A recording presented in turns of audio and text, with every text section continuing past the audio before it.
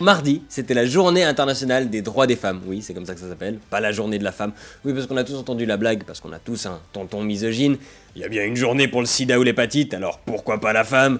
Ou un jour par an pour les femmes, 364 pour les mecs. Bon, cette année c'était même 365, parce que les années bissextiles sont encore plus sexistes que les autres. Et encore, je crois pas que chaque année, le 8 mars, comme par magie, il y a aucune femme qui est violée, discriminée à l'embauche, à la paye, mariée de force, sexisée, harcelée dans la rue ou victime de violence. Non, non.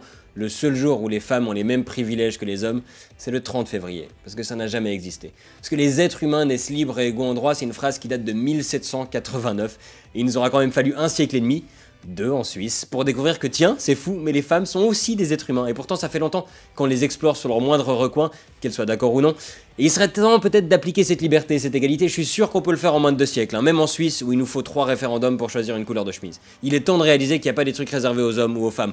On peut être PDG, président, astronaute ou chauffeur poids lourd, même si on a un vagin, et on peut être féministe, même si on a un pénis. Il n'y a même pas besoin de le couper, hein, même pas un petit bout, c'est moins strict que le judaïsme ou l'islam. Être féministe, ça veut pas dire qu'on doit se noter des slogans sur le torse et sauter sur le pape, ça veut juste dire qu'on pense que les deux sexes sont égaux. Ça devrait pas être surprenant de dire qu'on est féministe, les gens devraient avoir la même réaction que quand une Miss dit qu'elle est pour la paix dans le monde. Bah évidemment, personne n'est contre, pas besoin de le préciser. Bah apparemment pour le féminisme, il y a besoin de préciser. Parce que pour moi dans la vie, on n'a pas le choix entre être un féministe ou pas un féministe. On a le choix entre être un féministe ou un connard. Désolé, mais il n'y a pas d'autre mot. Parce qu'il existe encore des gens qui pensent que la place des femmes est derrière les fourneaux. Et comme on cuisine plus avec des fourneaux depuis la révolution industrielle, ça vous donne une idée d'à quelle époque vivent ces gens. Et s'ils nous écoutent, genre c'est une excellente journée au salon de l'auto. Oui je sais c'est un cliché éculé, le gros beauf qui va là-bas pour reluquer des meufs, mais bon, si c'était vraiment des passionnés de mécanique, il y aurait des garagistes à côté des bagnoles, pas des étudiantes en talons aiguilles. Au salon de l'érotisme, t'as pas une Mazda au milieu des nanas.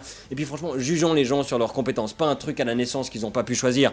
Et je parle pas de mon nez, parce que moi je le vois dans l'humour, il y a des collègues à qui sont jugés elles sur leur physique, sur leurs habits. Moi si on m'avait pris en compte ma gueule et mes fringues, j'aurais déjà dû arrêter ma carrière. Puis il y a les violences, bien entendu, il y a des chiffres qui font peur. Il y a 27% de Français qui pensent que si une femme est habillée de façon provocante, la responsabilité du violeur est atténuée. Il y a quasi un type sur 3 qui trouve que si une nana se balade avec une jupe trop courte, elle mérite quand même un petit coup de tub. Ouais c'est vrai, c'est de sa faute, elle avait qu'à pas se balader avec des ovaires aussi. Franchement, il y a un Français sur 3 à qui j'ai envie de mettre un coup de boule, mais bon, c'est pas ma faute, ils avaient qu'à pas se balader avec la tête aussi vide. Et aux Émirats Arabes Unis, où je suis en ce moment, une femme violée qui porte plainte sera condamnée pour adultère. Oui, c'est elle la coupable. Ou alors faut avoir 4 témoins masculins au procès, donc faut s'arranger pour se faire violer dans des endroits où il y a beaucoup de passages. Autant vous dire qu'ici j'ai vu peu de célébrations de la journée des droits de la femme.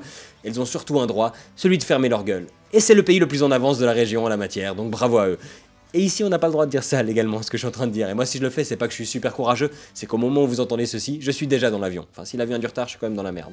Vous dites peut-être Wiesel refait une chronique féministe, il a envie de pécho. Alors oui, j'ai envie de pécho, ne nous montons pas, mais j'ai surtout envie de plus avoir besoin de faire ces chroniques, de plus avoir besoin de journées spéciales pour faire semblant de se préoccuper de ce problème. Parce que, franchement, les gars, on a essayé de gouverner cette planète sans elle. C'est pas comme si on s'en sortait super bien jusqu'à maintenant. Il est temps d'accepter un peu d'aide si on veut pas avoir fini de la détruire complètement. Et peut-être vous vous dites, moi je viole personne, moi je suis pas sexiste, donc c'est bon. Non, non, c'est pas bon. Tant que le système est comme ça, il nous concerne tous. Si on assiste à des situations de discrimination et de sexisme sans rien dire, on n'est peut-être pas coupable, mais on est complice. Hommes, femmes ou animaux de compagnie dotés de la faculté de parole, on se doit de réagir au sexisme, comme on réagit quand on voit une Lamborghini.